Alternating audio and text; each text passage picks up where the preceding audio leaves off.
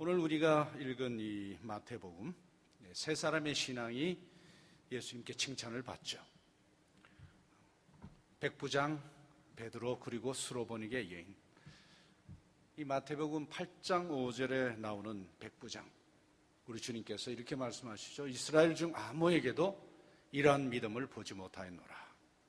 그리고 16장 16절 베드로의 신앙 고백에 주님께서 매우 기쁘셨죠. 주는 그리스도시요 살아계신 하나님의 아들이십니다. 그랬더니 우리 주님께서 바요나시므나 복이 있도다 하시면서 그렇게 좋아하셨어요.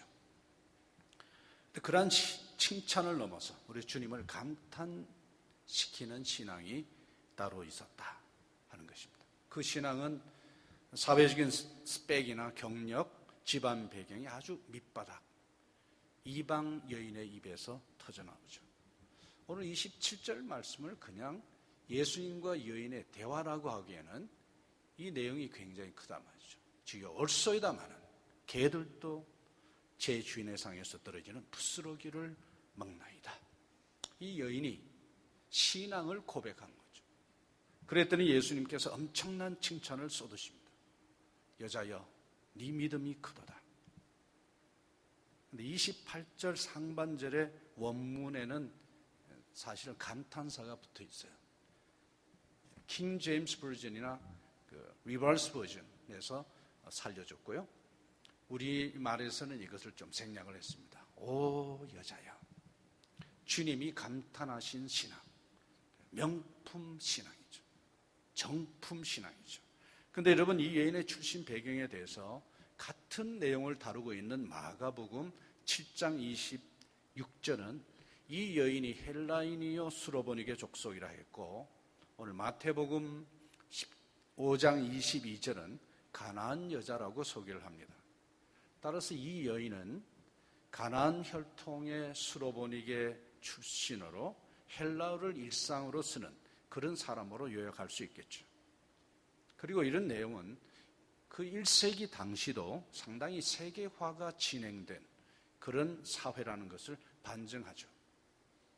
한편 믿음은 들음에서 나며 들음은 그리스도의 말씀으로 말미암았다는 로마서 10장 17절 말씀을 생각할 때 이 수로보니게 여인의 믿음의 근거가 된 것은 분명히 성경책일 때인데 그 두 권의 성경책 중에 어떤 성경책이었을까? 그 당시에는 히브리 정경과 헬라 성경 외에는 없었습니다. 히브리 정경을 헬라 제국에 흩어진 그 유대인들을 위해서 번역했던 70인경. 이 여인이 읽었던 성경은 히브리 성경일 리는 없고 헬라어 성경이었을 것입니다. 따라서 이 여인만큼 번역된 성경의 위력을 적나라하게 하게 보여주는 인물은 없죠. 사실 우리가 갖고 있는 이 신약 성경도 원문 자체가 번역본이에요. 예수님께서 제자들을 가르치고 공중 설교를 하실 때 쓰신 말씀은 헬라어가 아니고 아라마익이었습니다. 그 12제자들이 그 말씀을 듣고 성경에 기록을 남긴 것은 헬라어였습니다. 그래서 헬라어 성경 오리지널 텍스트 자체가, 우리의 원어 성경 자체가 번역본이죠. 오늘 사건은 예수님께서 제자들과 함께 이방 땅인 북쪽 두로와 시돈으로 들어가실 때 있었던 일입니다. 아마 이 거동은 상당히 개인적인, 사적인 모임이었던 것 같습니다. 마가복음 7장 24절을 보시면 아무도 모르게 라는 그런 센텐스 하나를 붙여놓고 있습니다. 그러니까 스승과 제자 간의 MT 성격이 강한 그런 행보였을 것입니다. 근데 이 퀄리티 타임을 이방 여자 하나가 나타나서 완전히 잡쳐놓죠. 저 다윗의 자손이야, 나를 불쌍히 여기소서. 내 딸이 흉악하게 귀신 들렸나이다. 여러분, 어떤 사람이 귀신 들렸다는 것은 하나님의 형상이면서 만물의 영장이라는 사람이 마치 짐승이나 귀신같이 아주 디그레이드 되는 심각한 경우죠. 여러분, 누가 귀신 들면 그 가족도 일상에서 격리가 됩니다. 그래서 그 집은 사람이 살아도 흉가가 되죠. 이 여인의 삶이 얼마나 찌들고 황폐했을까요? 이 괴물이 내 딸이니 함께 살려니 지옥이고 버리려니 내 혈육이고 행복은커녕 영적인 전투만 있는 하루하루, 도무지 사람 사는 것 같지 않은 사는 그런 일상이었겠죠. 여러분 댁에 혹시 우울증 환자 있습니까? 치매 환자 있습니까? 요새는 주로 병원으로 보내지만은 이런 치매 환자나 우울증 환자가 우리 집안에 한 10명 정도가 있다고 생각을 해보십시오. 여러분께서 어떻게 사시겠어요? 근데 귀신 들린 경우는 이런 경우보다 최소한 10배는 더 심각합니다. 왜냐하면 영적인 어택을 받은 거니까요. 난장판이죠. 이 여인 어느 날 예수 소문을 들었죠. 그분이 바다 물 위를 걷고 죽은 자를 살릴 뿐만 아니고 귀신까지 내어 쫓으신다는 그 사실을 소문으로 들었습니다. 우리가 마태복음 8장 28절 말씀을 보시면 가다라 지방에서 그 무덤에서 귀신 들린 청년을 고치는 주님을 볼 수 있죠. 12장 22절에 장님과 벙어리 들린 이 귀신 들린 사람을 고치죠. 이 여인은 그것이 얼마나 위로가 됐을까요? 그래서 그 예수님이 들어가시던 지역으로 들어오신다는 소식에 가슴을 졸이면서 기다리지 않았겠습니까? 그래서 멀리서 보자 말자 그동안 애타게 기다렸던 그 기다림만큼 볼륨을 높일 수밖에 없죠. 저 다윗의 자손이야. 여러분 제가 이 캐나다를 계획을 하고 왔습니다만 사실은 중간에 계획이 많이 틀어졌습니다. 그래서 에드먼튼 교회들을 내부를 보고 또 하나님께서 인도해 주셔서 이 캘거리 지역의 두 교회 내부를 보는데요. 여러분들은 상당히 그 점잖으신 분들, 내성적인 분들 같아서 2017년에 그 전잔함을 좀 깨고 조금 시끄러운 신앙으로 가자. 격려를 해드리고 싶어서 이 시간에 여러분들 조금 그 준비하시고 소리를 좀 질렀으면 좋겠어요. 주 다윗의 자손이야. 이 어머니가 귀신 들린 딸을 위해서 도움을 청할 때 여러분 얼마나 소리를 지르겠어요? 최소한 시부터 시작해야 됩니다. 도레명파 솔라시 도레미까지 소리를 질러셔야 돼요. 이게 안 되면 제가 설교를 안 할 겁니다. 주 다윗의 자손이야. 한번 이 강당 지붕이 흔들리도록 하나 둘 셋.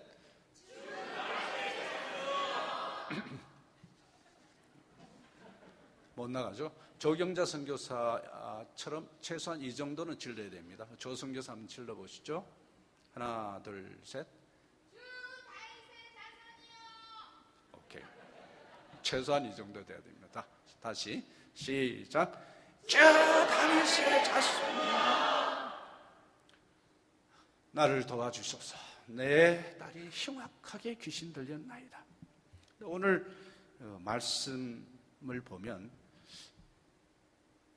기도응답 잘하시는 예수님께서 특별하게도 거절하신단 말이죠. 거절하는 예수님을 우리에게 소개하세요.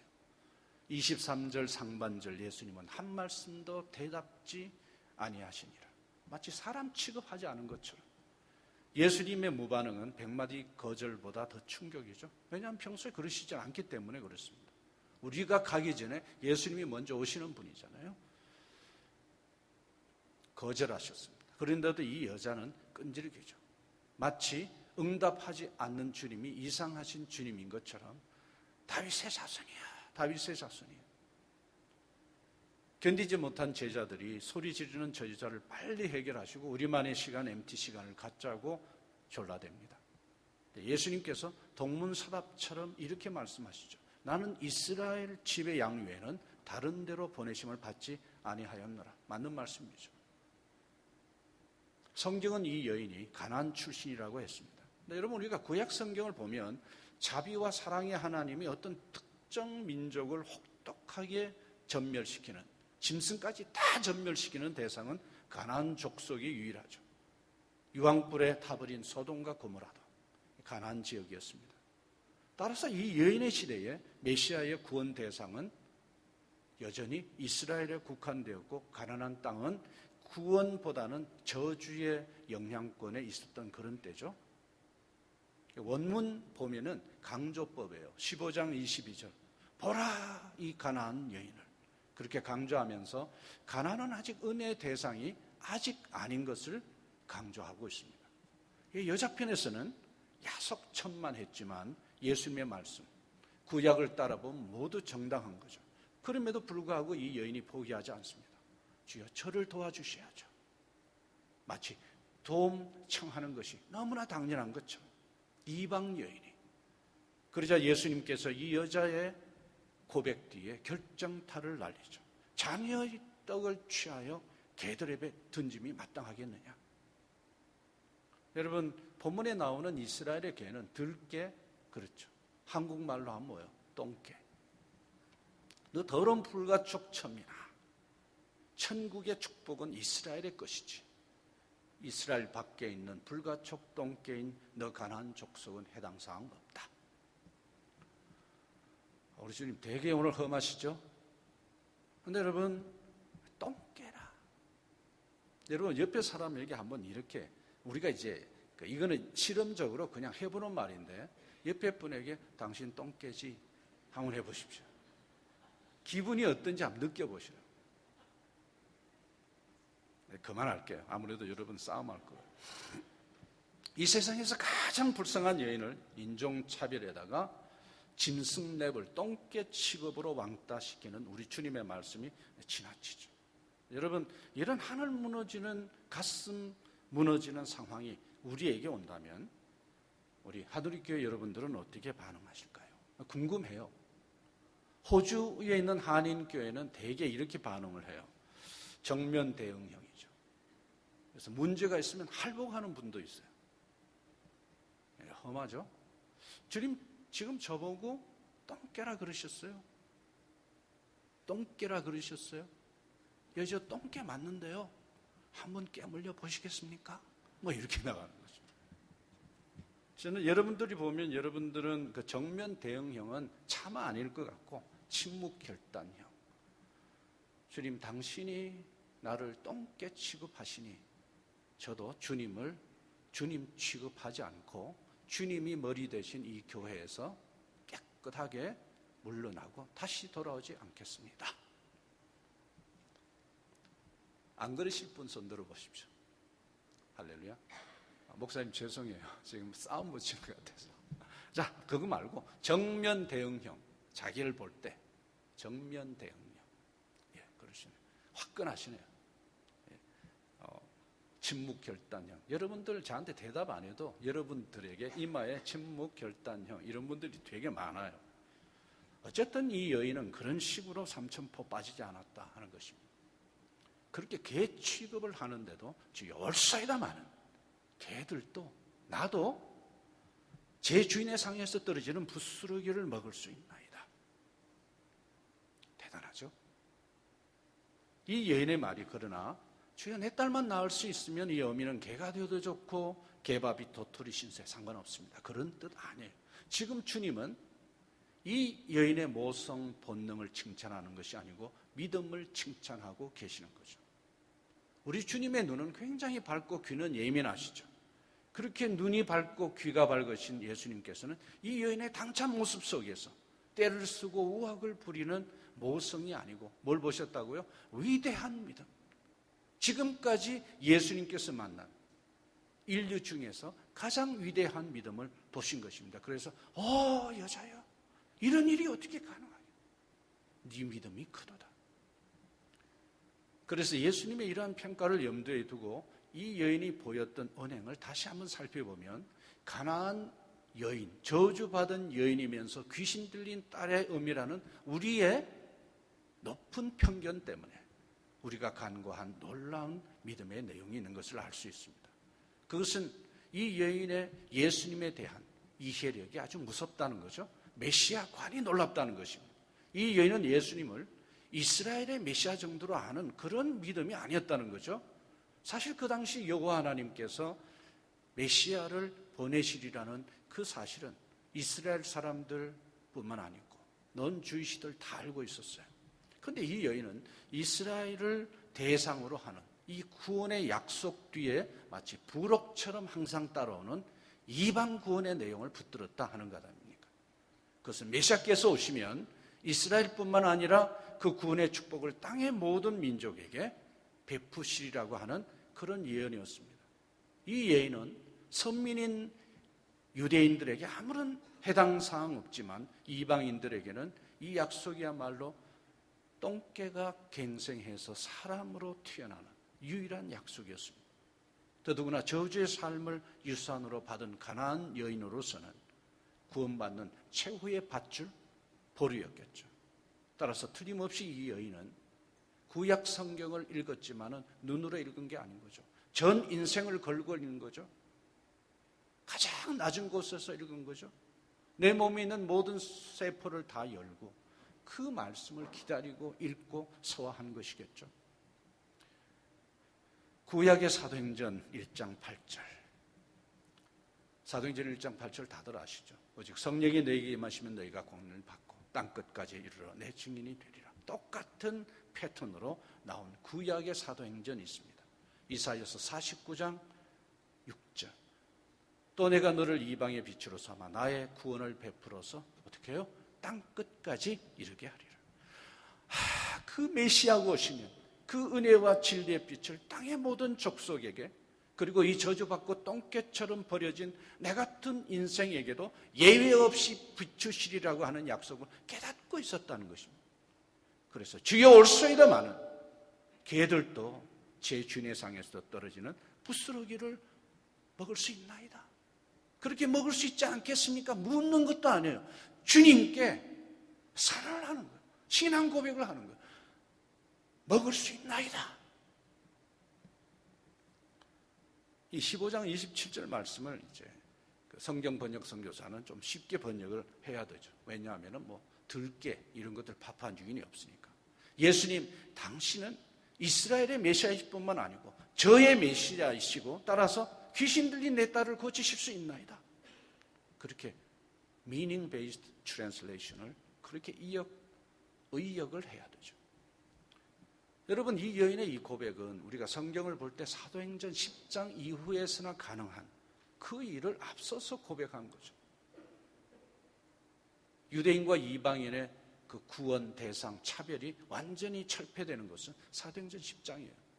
어떤 사건이죠? 고넬료의 집안에 성령이 내림으로 말미암아 드디어 이방인의 교회가 시작되고 그것이 세계 교회인 것을 예루살렘 공회가 인정을 해주는 그런 큰 사건이었죠.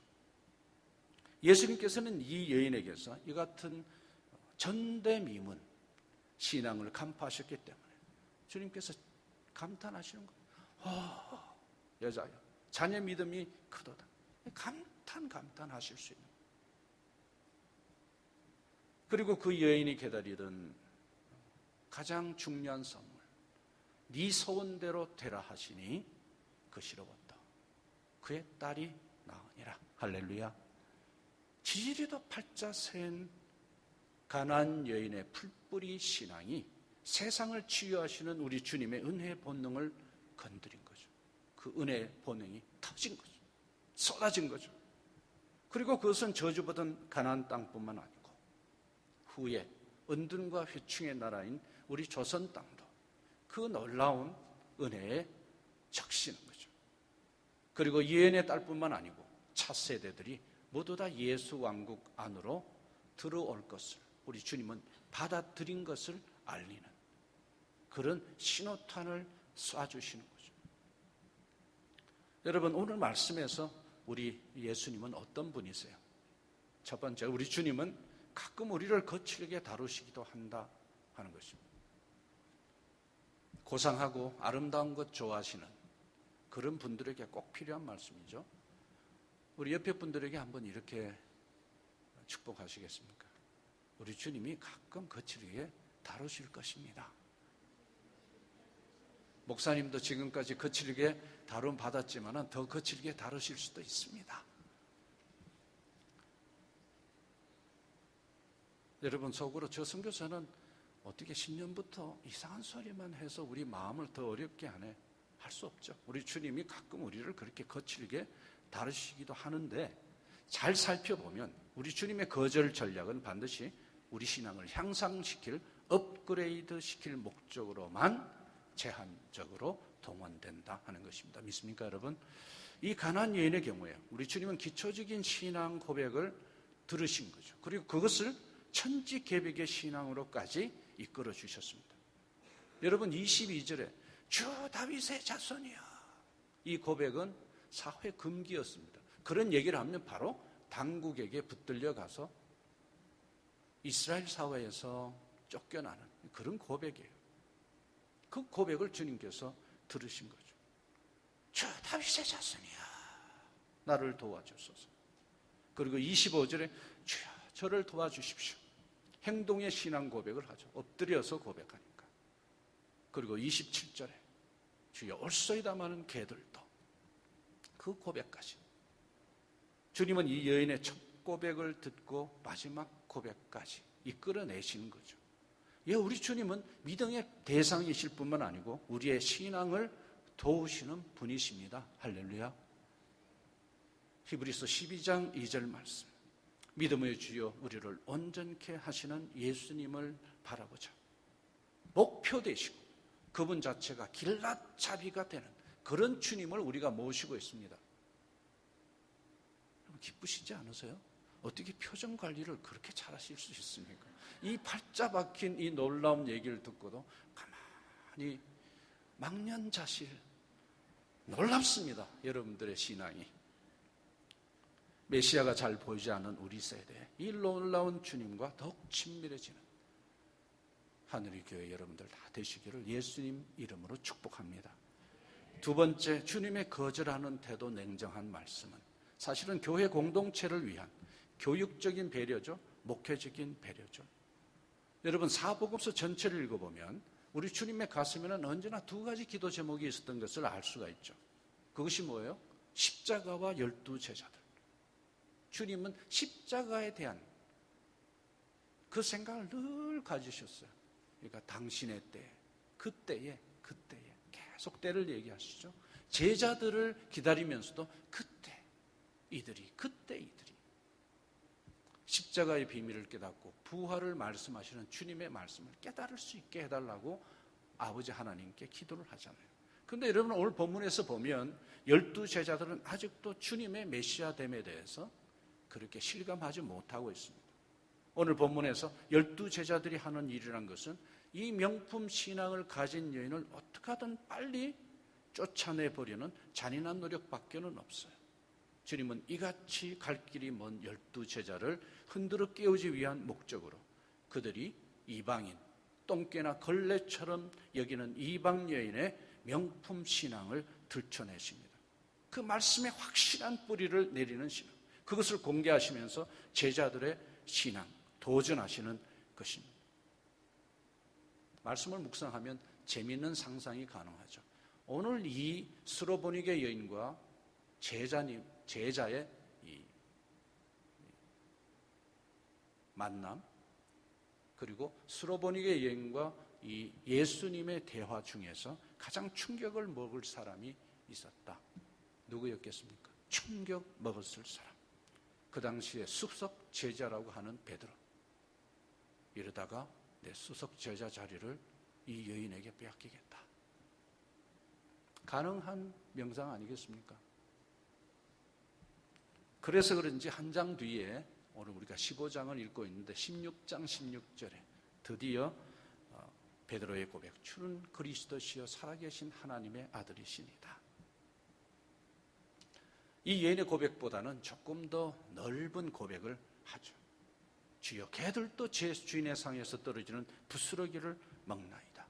그 주의 고백에 대해서 베드로가 얼마나 묵상을 했는지 모르지만 그 당시에 인류가 고백할 수 있는 최고의 보편적인 고백을 하죠. 우리 주님은 이런 류의 신앙 고백과 간증을 통해서 우리가 섬기는 신앙 공동체 안에, 하늘의 교회 안에서 서로 본을 보이고 서로 사랑해서 우리 주님이 우리 마음속에 더 커지기를 원하십니다. 믿습니까, 여러분? 우리 주님이 보이시는 그런 냉정한 말씀이 가끔 있거들랑 주님께서 나를 목회적으로 배려하고 계시는 거구나. 주님이 나를 교육 중에 계시는 거구나. 이것이 가장 안 되는 사람이 누군 줄 아세요? 목사, 선교사, 장로들입니다. 신앙생활은 결코 경력이 나이가 해결해 주지 않습니다. 솔직해야 되는 것입니다. 그 말씀을 듣고 어린아이처럼 엎드려야 되는 것입니다. 믿습니까, 여러분? 세 번째, 여인의 딸의 문제. 여인이 실족하지 않았듯이 우리도 응답되지 않은 기도 때문에 실족하지 않아야 된다는 것입니다. 어떻게 이러면 명품 신앙을 가진, 예수님께서 감당하는 신앙을 가진 이 여인에게 귀신 들린 딸의 문제가 있을 수 있을까요? 오늘 본문은 있을 수 있다는 거죠. 참 신비로운 거죠. 그러나 그것을 주님께서 유예를 하신 거죠. 여러분, 우리 내부와 주위에 아직 응답되지 않은 기도 제목들 많이 있죠. 저는 30년 넘게 어떤 사람의 구원을 위해서 기도했지만 아직까지 구원받지 못한 사람도 있고 중간에 죽은 사람도 있습니다. 그런데 오늘 본문을 보면 그런 응답되지 않은 기도가 신앙 강화제 역할을 하고 있다 하는 것을 볼 수 있죠. 응답되지 않은 기도, 여러분 이 시간에 감사하라는 것입니다. 우리가 한번 생각해 보실까요? 뭐가 응답되지 않았는지. 그리고 우리가 응답되지 않은 기도 제목들에 대해서 주여 아직까지 응답해 주지 않으셔서 감사합니다. 한번 우리 입으로 주여 응답하지 않으셔서 감사합니다. 제가 이것까지는 바라지 않고 좋아 죽겠습니다. 그것까지는 제가 요구하지 않겠습니다. 감사합니다.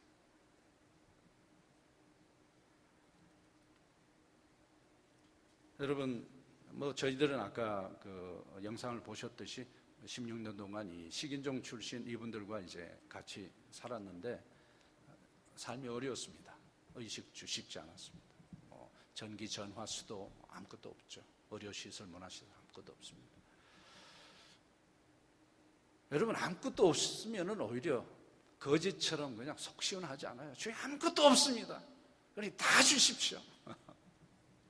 그렇게 16년 살다 보니까요, 배짱이 생겼어요. 배짱이. 아무것도 없어도 별로 겁나질 않아요. 제가 언제 돈 벌어 본 적이 있습니까? 어차피 돈은 없는 사람이고, 주여 그러나 사람을 벌고 싶습니다. 사람을 주십시오. 막 사람 기도를 하죠. 그런데 제가 한때는, 지금도 약간 그런 거 있죠. 먹는 걸 좋아해요. 먹는 걸. 캘거리 와서 맨날 팀 홀튼 사달라고 우리 목사님께 발발대고 야단나요. 선교사들이 그 맛을 보고 한꺼번에 다 봤는데 일제히 이거는 신의 한 수다 이렇게 한 거예요. 그리고 이제 제가 그 파푸아뉴기니 갈 때 주님, 저에게 저같이 믿음이 약하고 연약한 사람에게는 맨날 매 순간 하늘의 표적을 보여주셔야 가능합니다. 그러니 열대에서 결코 볼 수 없는 포도와 사과를 주십시오. 믿습니다. 그런 하나님인 줄 믿습니다. 매일 기도하는 거죠. 그랬더니 제가 사과를 기도하면 노란 파파야, 포도를 위해서 기도하면 빨간 파파야, 파파야, 맨날 파파야만 먹었어요. 근데 여러분, 그 파파야 속에 이렇게 잘라보면 진짜 그 내부가 아름다워요. 수천 개의 씨가 들어가 있어요. 그 씨를 보면서 내가 여기 이런 먹는 걸 투정하기 위해서 온 게 아니고 신앙의 후배들을 그 씨만큼 길러야 되는, 그래서 파파야를 먹으면서 주여 이 먹는 거는 괜찮습니다. 제 마음이 아직까지 신앙이 좋지 않아서 약간 섭섭하지만 견딜 수 있습니다. 그러나 우리 자식들 둘이는 아무래도 우리 정씨 집안에 제가 처음 예수 믿고 처음 목사 선교사인데 도와주십시오.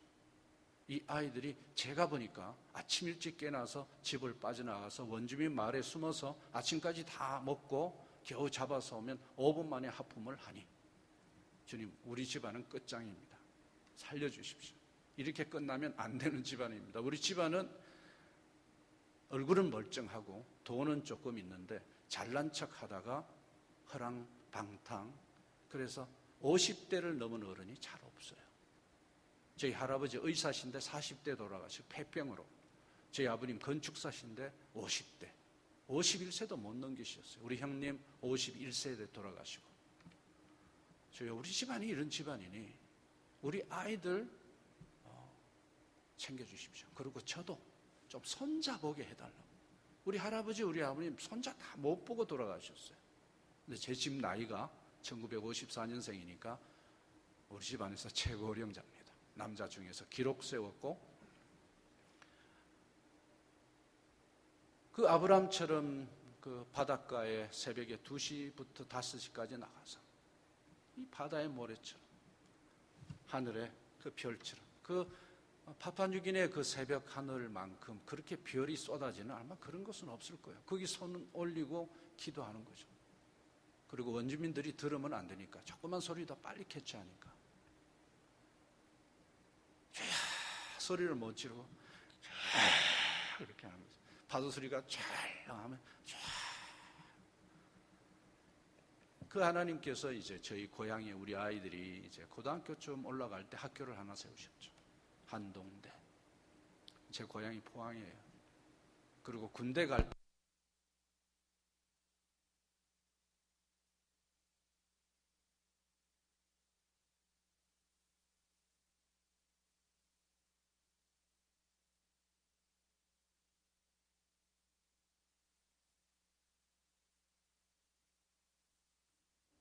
제가 지금 못할 말을 하고 있는 거 아니죠? 사실은 아까 여러분 그 특송하실 때 외연분이 이렇게 나오시길래 찬양 시간이 아니고 아마 특별 스키트 연극하는 시간인가 보다 이렇게 생각을 했어요. 근데 그게 아니었대요. 그게 충격받은 우리 김 목사님께서 마태복음을 사도행전이라 그러시고 오늘 뭐 굉장히 재미있는 일들이 많이 나오는. 이 아이들이 그래서 이제 한동대에 들어갔죠. 들어갔다가 큰 아이는 지금 현재 그 대학원에 강사 일을 하고 있고요. 작은 아이는 옥스퍼드대에 나와서 지금 이제 은행 일을 하고 있습니다. 기적이죠. 그 너무너무 한심하고 약하고 부족하니까 기도를 시키시고 먹는 것 포기하게 하시고 자녀 위해서 그렇게 기도하시도록 기도 제목을 바꿔주시고 놀랍게 응답하시는 그런 하나님. 저는 왜 이 하나님이 좋으냐 하면은 어떤 사람도 그런 은혜에서 exceptionally 아니기 때문에 그래요. 여러분 스스로에게 그렇게 선언해 주실래요? 나도 그 은혜에서 절대로 예외가 아니다. 우리가 어쩌면 저 사람에게는 그런 은혜가 오지만 나는 아닐 것이다 하는 이상한 시나리오 미신을 갖고 있잖아요. 예수 그리스도의 이름으로 명하노니 그런 미신은 물러갈지어다. 여러분 믿어야 돼요. 믿고 구하면 주님께서 반전히 주세요. 반드시. 여러분 오늘 설교 제목이 뭐예요? 이런 믿음으로. 어떤 믿음으로요? 걸음이 되는 믿음으로. 그렇죠? 우리가 좀 걸음이 되면 우리 세대도 살리고 다음 세대도 살릴 수 있는 것 같아요. 믿습니까 여러분? 옆에 분들에게 또 한 번 고상해 보이는 우리 자신과 옆에 분들에게 우리 한번 올해는 걸음돼 보십시다. 걸음됩시다. 목사님 우리 올해는 저도 걸음되고 목사님도 걸음돼서 가장 멋진 이 나무를 차세대를 다음 세대를 한번 길러보십시다. 여러분들 조금 그 정신이 이상하시네요. 가장 기분 나쁜 걸음됩시다. 뭐 이런 데도 웃고 야단 나시고 여러분들이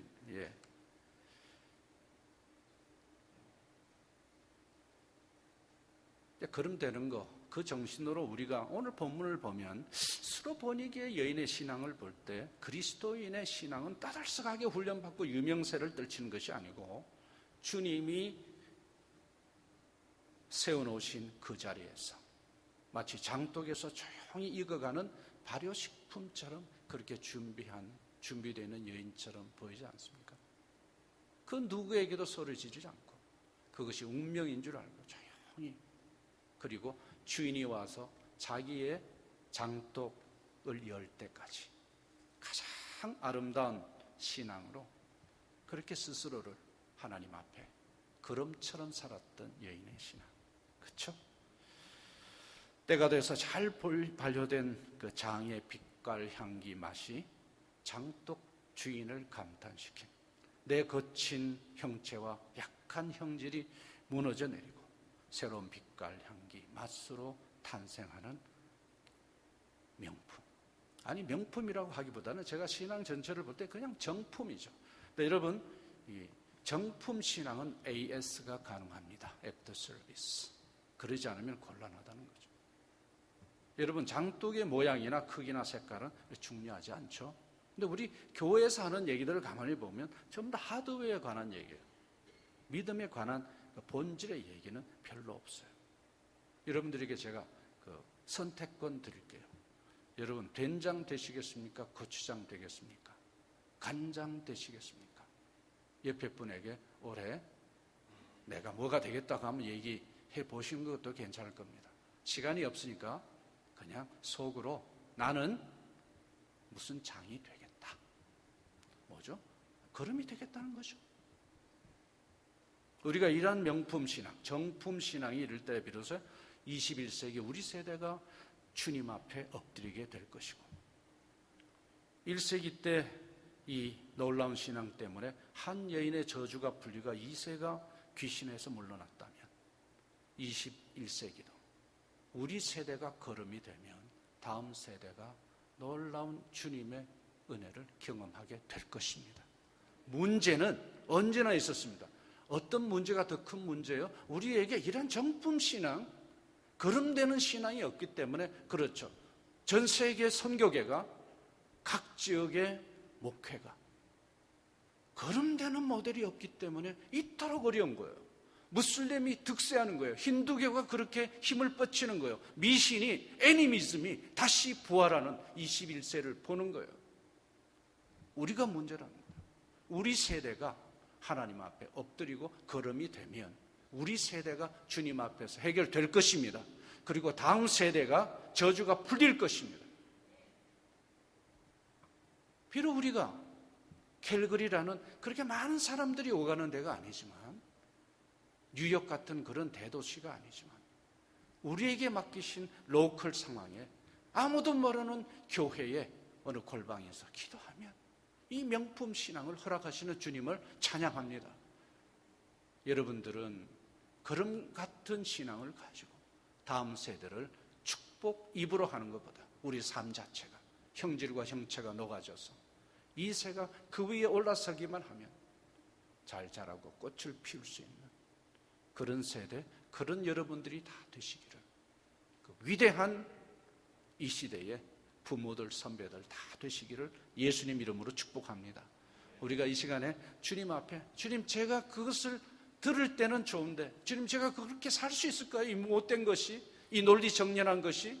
주님께서 선물 몇 개만 주시면 주님이 없는 것 같이 사는 이 신앙을 가진 연약한 내가 가능하겠습니까?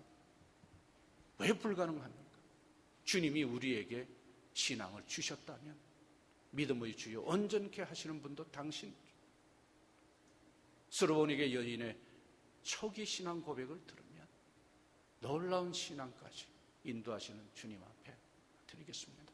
이 시간에 주여 한번 소리 한번 크게 지르고 한 3분간 주 앞에 우리를 다시 한번 맡기겠습니다. 우리 세대와 우리 다음 세대, 우리가 바뀌면 선교가 바뀌고 또 얽히고 설킨 전 세계 5,600개의 한인교회가 풀려나게 되어 있습니다. 우리부터 시작하십시다.